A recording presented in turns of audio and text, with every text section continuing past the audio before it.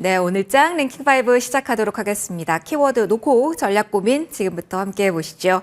두 분과 함께 하겠습니다. IS 김태성 본부장, KM투자파트너스 김성훈 대표 모셨습니다. 어서 오십시오. 안녕하세요. 네, 안녕하세요. 안녕하세요. 자, 금요일 오후 어떤 전략에 대한 고민을 하는데 시간을 써야 될까요? 하나씩 열어보도록 하겠습니다. 첫 번째는 우리 좀 큰 그림 그리고 가려고 합니다. 반도체 이야기를 하면서 관세 이야기를 해야 될지 아니면 그 하단에 있는 이슈 이야기를 해야 될지 궁금해서 전반적인 질문 먼저 드리도록 하겠습니다. 김태성 본부장님과 첫 번째 질문 가고 싶은데요. 네. 양대 우리 투톱이 저렇게 엇갈리면 바로잡기가 쉽지가 않죠. 외국인의 투심 알기도 쉽지 않고요. 반도체가 가야지 결국 시장 지수가 움직인다라고 많이 보셔서 질문을 드립니다. 결국은 관세에 대한 민감도에 지금 주목을 하는 걸까요? 아니면 엔비디아가 가진 위치에 더욱더 주목하면서 지금은 움찔하는 걸까요? 경계감을 가지고 있는 이유가 뭔지 이것부터 찾아볼까 봐요. 일단 두 가지 다 복합적이다라고 좀 봐야겠죠. 관세에 대해서 반도체 전체가 부담, 그리고 엔비디아의 위치에 따라서 SK하이닉스는 플러스 더 어떻게 보면 부담을 받고 있는 상황이다 보니 작년과 확연하게 좀 다른 모습을 보일 수밖에 없다고 보여집니다. 작년 같은 경우에는 HBM이 굉장히 우선순위가 되었기 때문에 삼성전자보다는 SK하이닉스를 많이들 택하셨을 텐데 지금은 어떻게 보면 오히려 그런 부분이 독이 되는 상황. 여기에 지금 H20에 대한 부분들이 엔비디아의 발목을 잡았잖아요. 그러면서 그때 당시에 나왔던 뉴스들 중에 H20이 지금 문제가 된다면 삼성전자가 더 큰 피해를 볼 수도 있겠다는 뉴스가 좀 나왔었어요.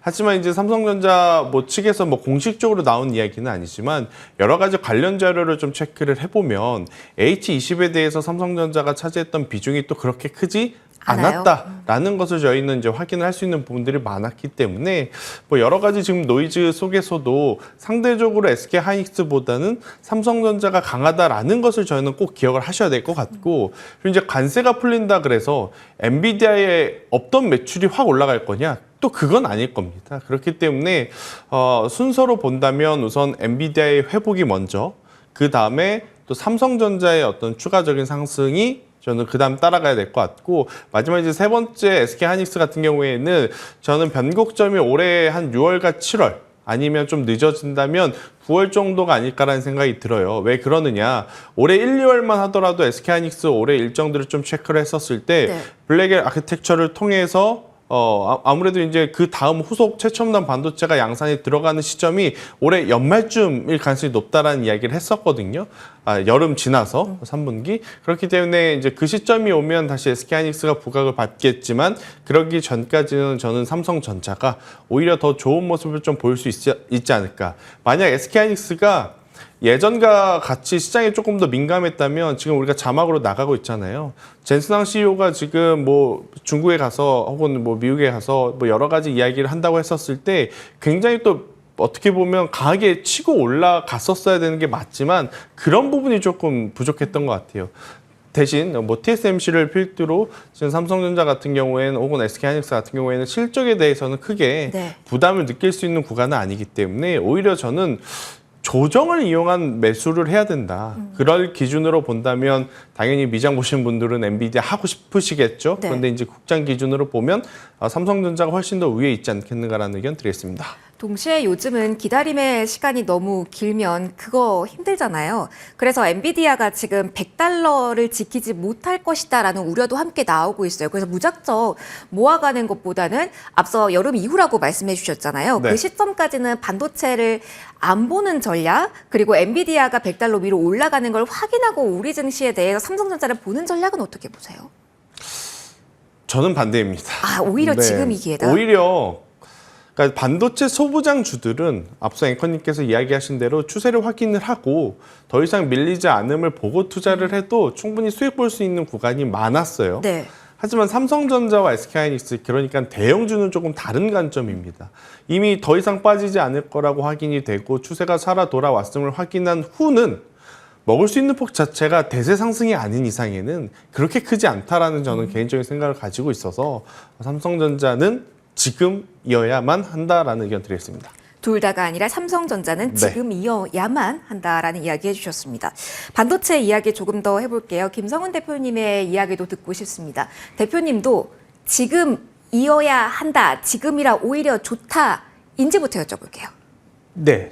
지난주에도 제가 뭐 삼성전자에 맞아요. 대해서 뭐 눈빛이 조금 달라졌다라고 그때도 말씀을 해주셨는데 그때와 지금 가격대를 비교했을 때 그렇게 크게 밀리는 구간도 아니었고요.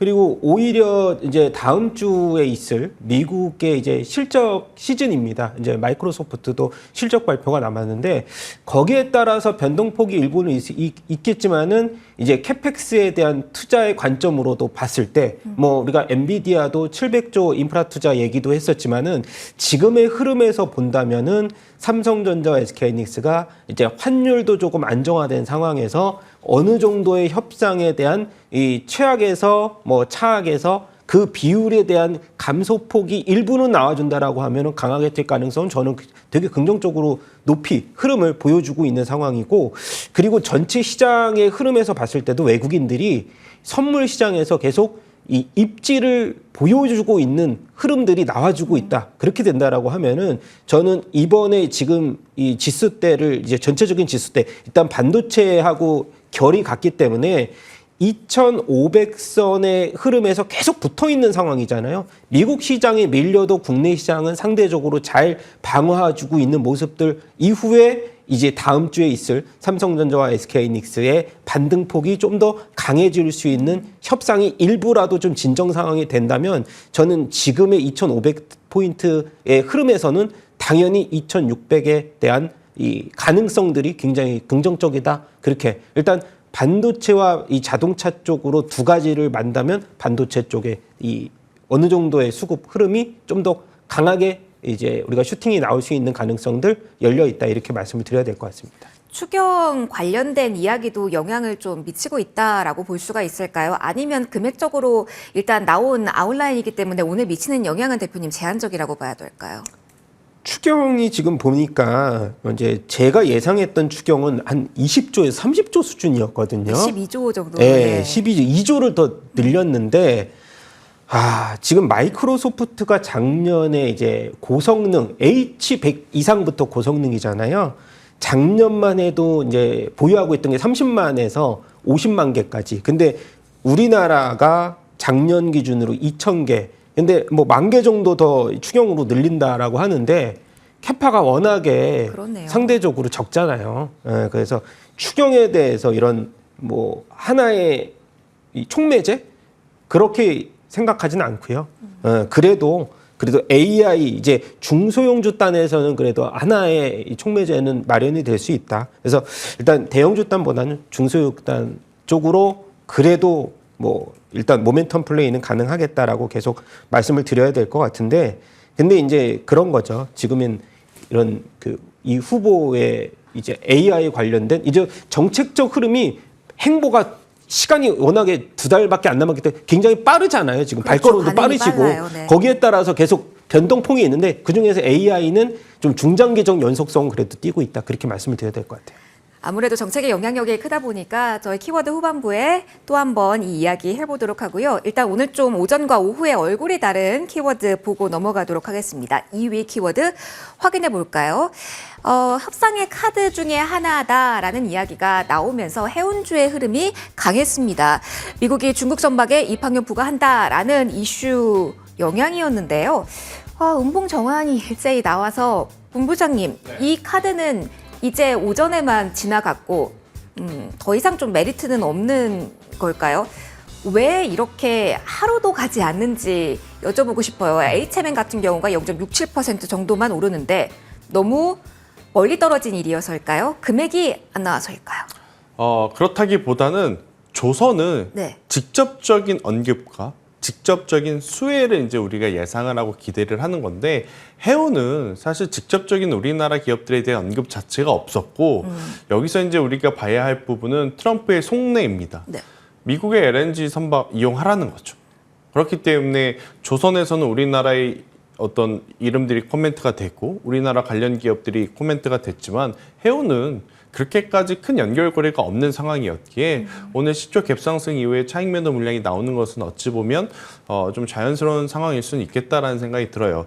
제가 올해 초부터 지금까지 조선 이야기를 하면서 해운주는 단 한 번도 거론을 하지 않았던 이유는 없었어요. 뭐였냐면 해운주가 사실 경기가 굉장히 활황일 때, 그러니까 물동량이 굉장히 많을 때 수혜를 받는 업종이긴 합니다. 아니 1월 달에 수출 데이터 높았잖아 라고 생각을 하실 수는 있는데 1월 달에 수출 데이터가 높았던 가장 큰 이유, 관세에 붙기 전에 물건을 조금이라도 받겠다라는 어떤 일시적인 물동량의 증가지, 이게 미국도 유럽도 어떻게 보면 중국도 우리나라도 경기가 굉장히 좋다라는 관점에 늘어난 물동량은 아니지 않습니까? 그렇기 때문에 해운주 같은 경우에는 다소 조금 아쉬운 모습을 좀 보일 수밖에 없지 않을까라는 생각이 들고 있고, 대신에 다른 해운주들보다는 HMM만큼은 우리가 기다리던 개별 뉴스들이 좀 있지 않습니까? 근데 계속 지연돼서 그렇죠. 예. 그러니까 지연이 되더라도 다른 중소형 해운사들은 빠르게 리스크 관리를 해야 되는 반면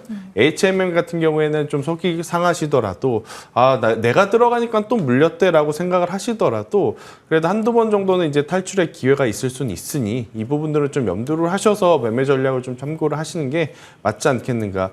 그러니까 애매하게 우리나라도 걸릴 수 있겠다라는 섹터와 기업은 지금은 과감한 투자는 조금 조심할 필요가 있어요.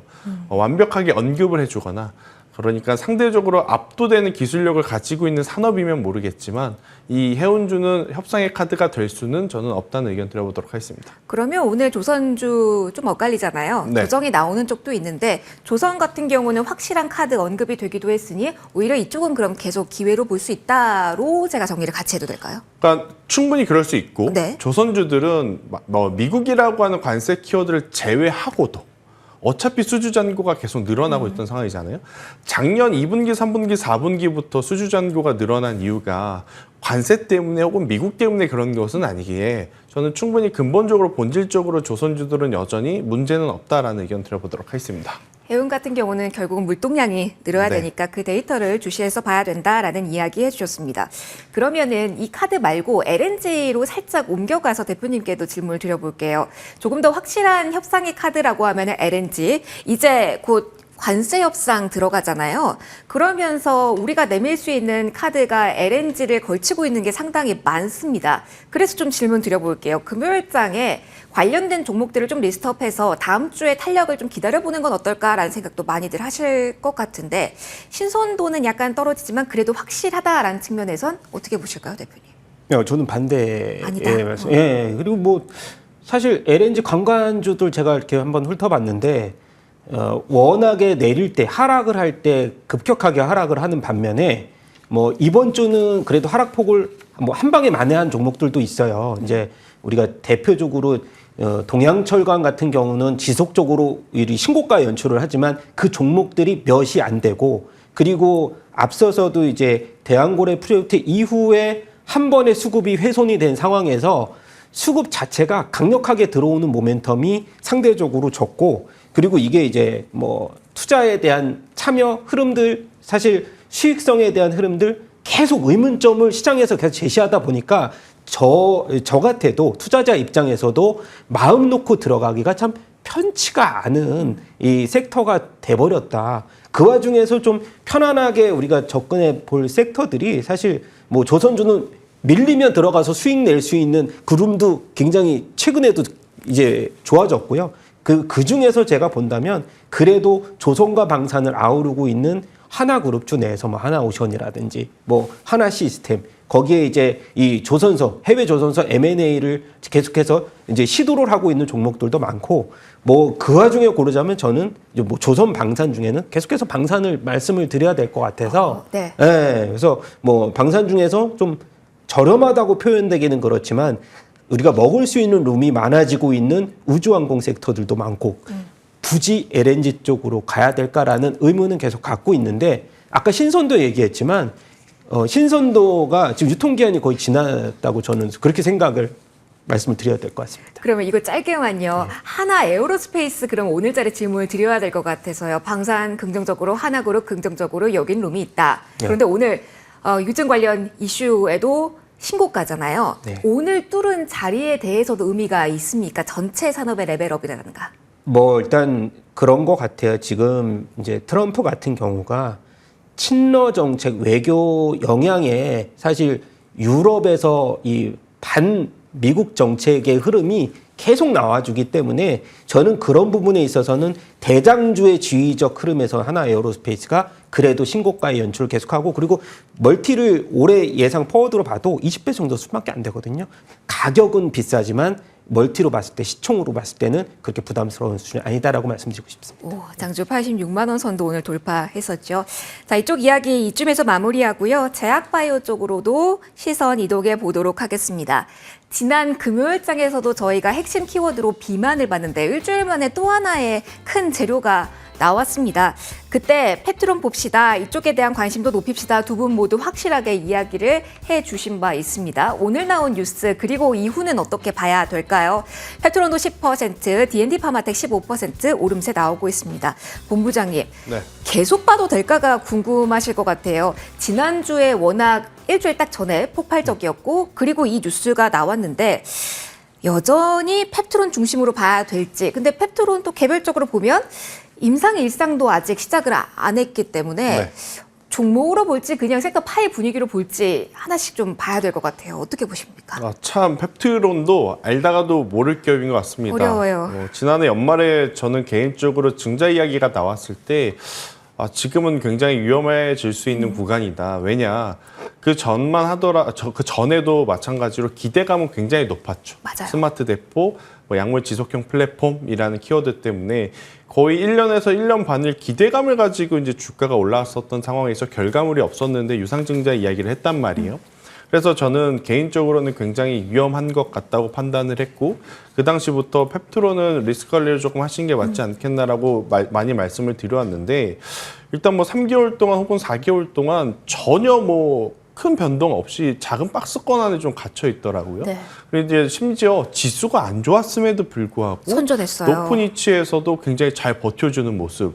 그래서 지금 펩트론을 저도 고민을 많이 했다가 지금 4월 들어오면서 분위기가 갑자기 확 바뀌었거든요. 4월 첫 거래부터 거래량이 동반이 되면서 네. 상승이 이제 시작을 하기 시작을 했는데 지난주, 이번 주 이제 좀 멈춰지나 싶은 자리에서도 한 번 더 지금 올라가는 모습을 좀 보이고 있어서 많은 투자자분들이 지금 어떻게 해야 되는지 고민이 되실 것 같아요. 네. 없으면 없는 대로 고민이 있고 있어도 고민이죠. 있으면 이걸 더 가져가야 되느냐 말아야 되느냐 고민이 있고 지금 그런 상태라서 저는 일단 지금의 위치에서 기업의 어떤 가치라든지 기업의 기술력을 가지고 해석을 하는 건 좀 의미는 없다라는 생각이 들어요. 그러면 가격적으로 이제 노려보셔야 될 것 같은데 저는 가격적으로 보면 가장 중요한 가격대를 16만 5천 원이라는 가격대를 여러분들이 꼭 한번 기억을 해 놓으시면 될 것 같아요. 그러니까 16만 5천 원 위에서 플레이가 된다면 계속해서 가지고 가시는 건 맞지만 만약 그 이하로 떨어졌을 경우에는 저는 리스크 관리를 좀 하시는 게 맞을 것 같고요.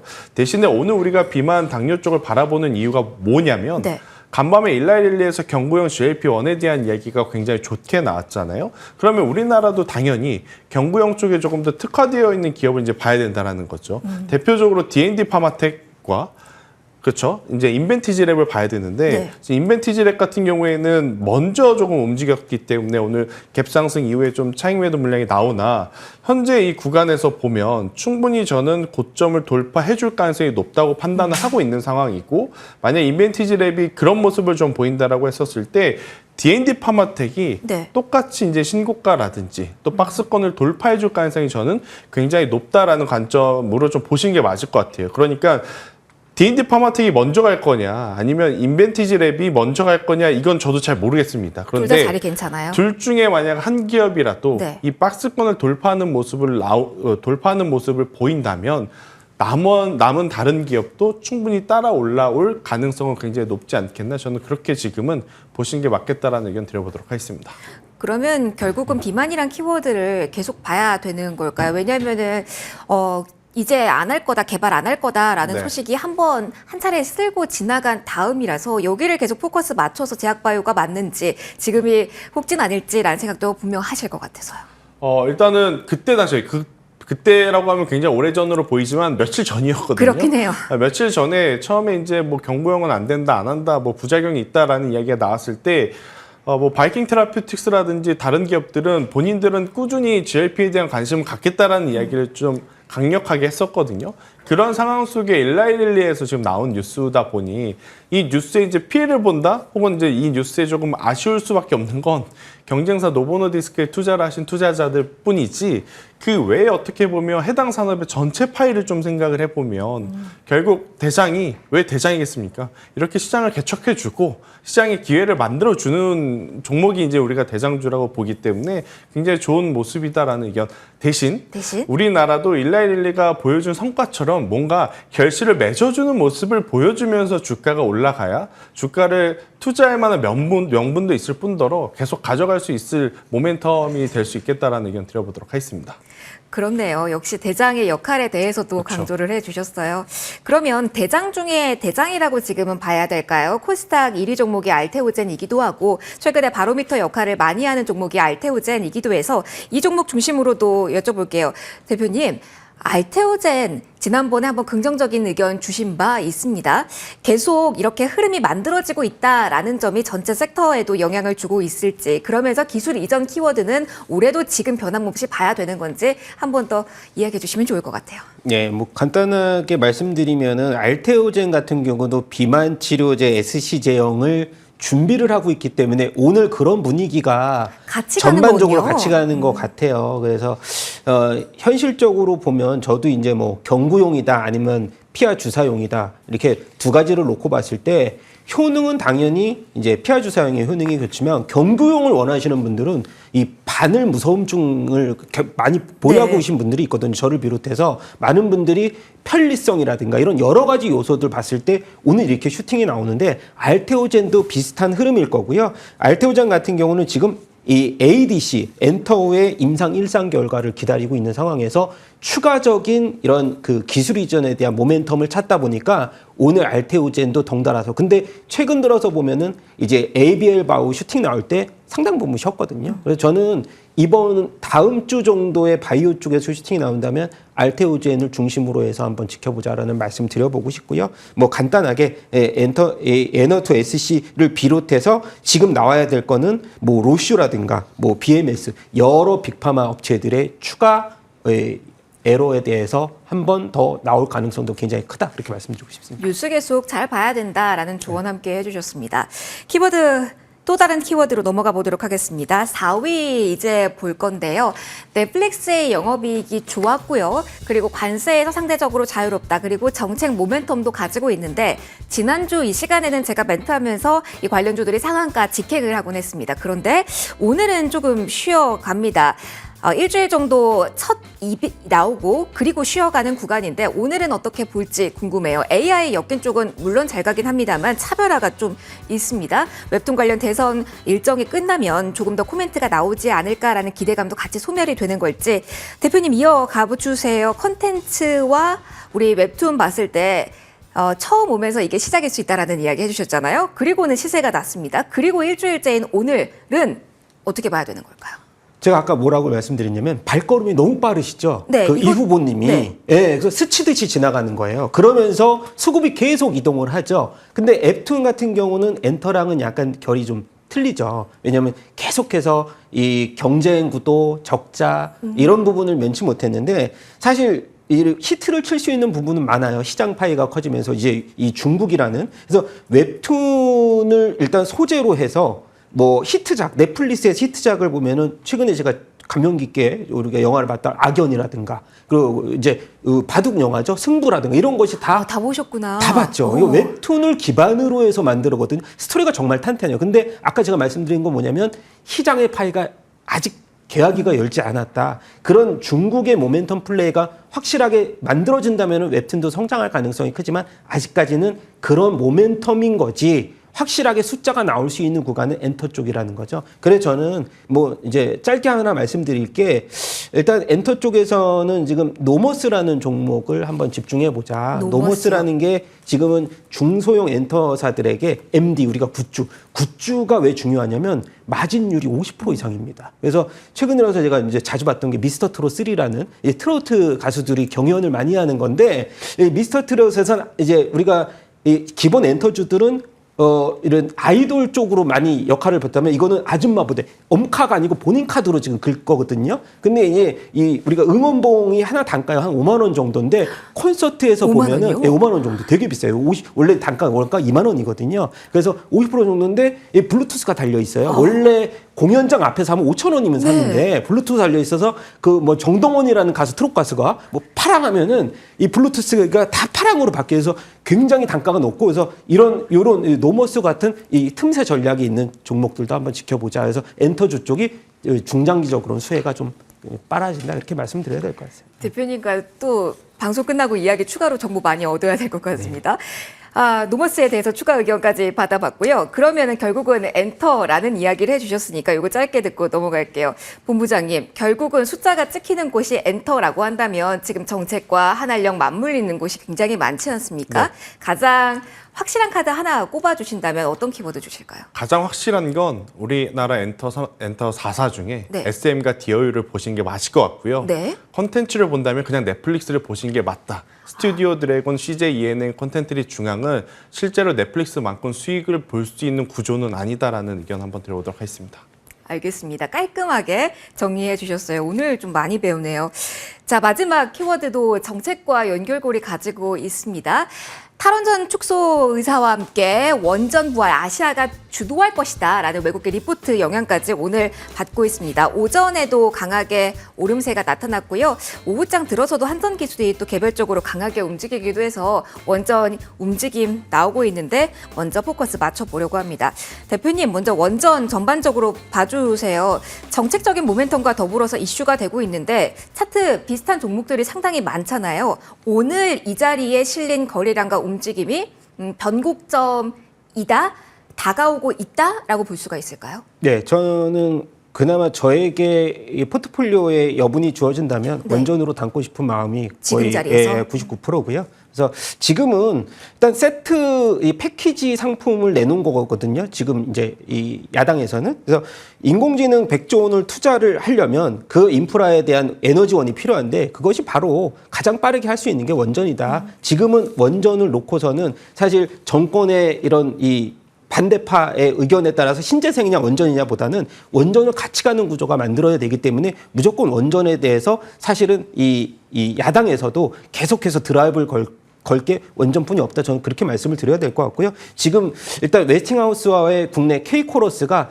어느 정도 유럽향 마지막으로 도코바니 원전을 마지막으로 베트남이라든가 카자흐스탄 원전에 대한 신규 이제 타진할 수 있는 것들이 굉장히 많아요. 그래서 저는 지금으로선 두산에너빌리티를 중심으로 해서 원전의 바닥론을 계속해서 말씀을 드려야 될 것 같습니다.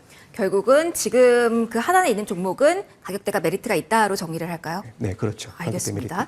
마침 두산 에너빌리티에 대한 질문을 저희가 준비가 되어 있어서 이 질문 본부장님께 드리도록 할게요. 제가 원픽 먼저 공개해도 될까요? 두산 에너빌리티를 가져오셔서 네. 본부장님과 이 이야기하면 또 적절하겠다라는 생각이 들었습니다.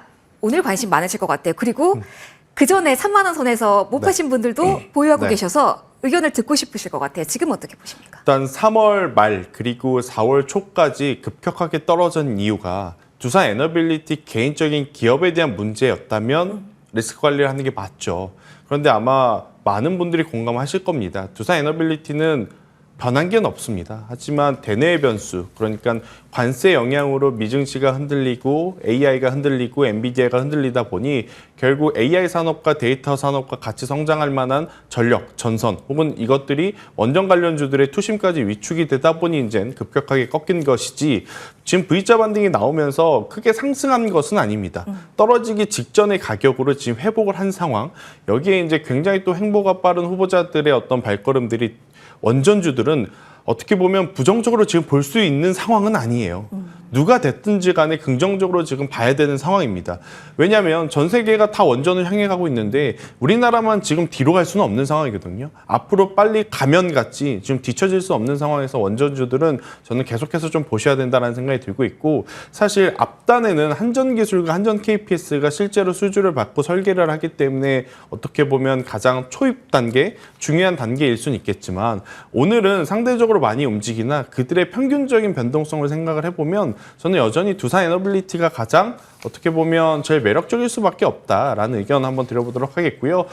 원전에도 종류가 있죠. 그런데 우리 지금 대형 원전 하려고 하는 거 아닙니다. 네. SMR 때문에 지금 이제 계속 관심을 깊게 보는 거라서 두산 에너빌리티 현재 구간에서 저는 22,000원이라는 가격대로 다시 내려오지만 않는다라고 하면, 22,000원이라는 가격대만 이탈하지 않는다면 저는 충분히 지금의 가격은 매수를 해도 괜찮다라는 생각이 들고 있고, 여기서 올라가게 된다면 결국 3만 원이라는 가격대를 언제 어떤 방식으로 돌파하느냐가 이제 중요하겠지만 35,000원이라는 가격대까지 한번 잡고 가는 것도 괜찮다라는 의견 드리겠습니다. 정고점도 돌파 가능하다라는 이야기 두산 에너빌리티 강조해 주셨습니다.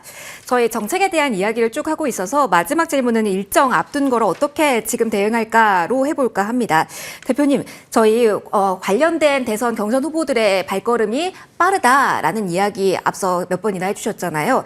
다음 주에 21일 날 주식 활성화 방안 논의한다라는 이야기가 있습니다. 그러면서 STO, 상법, 밸류업 관련해서도 코멘트가 나올 수 있다.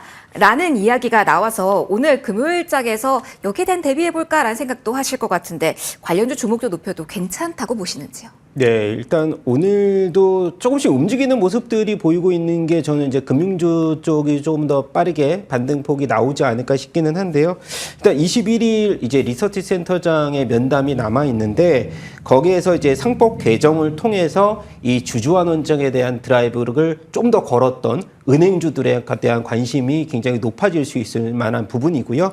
일단 배당 매력도에 대해서 우리가 집중하자면 은행주와 지주사 쪽이 일단 첫 번째로 상승할 수 있는 부분들. 그래서 오늘 보면은 제주은행이 벌써 20%대의 주가 상승을 보이고 있다는 점이죠. 연결고리가 그렇게 되는 걸까요? 네네. 그래서 지금 흐름에서 본다면은 일단 그전에도 제가 너무 이제 빠르게 순환매가 돌다 보니까 은행주 쪽에서 연속성이 있을 만한 부분은 제가 오리무중이지만 다음 주에 주인공을 우리가 하나를 픽하자면은 아까 말씀드렸던 은행주 쪽에서 좀 중소형 은행주들 중심 아니면 지주사 쪽에서 좀 시총이 좀 가벼운 종목들 중심으로서 슈팅이 나올 수 있는 가능성들 좀 열어놓고 지켜보자 이렇게 말씀을 드려보고 싶습니다. 네, 오늘은 여기까지 이야기 들어보도록 할게요. 랭킹5 여기서 마무리 짓도록 하겠습니다. 김태성 본부장, 김성훈 대표 두 분과 함께했습니다. 고맙습니다.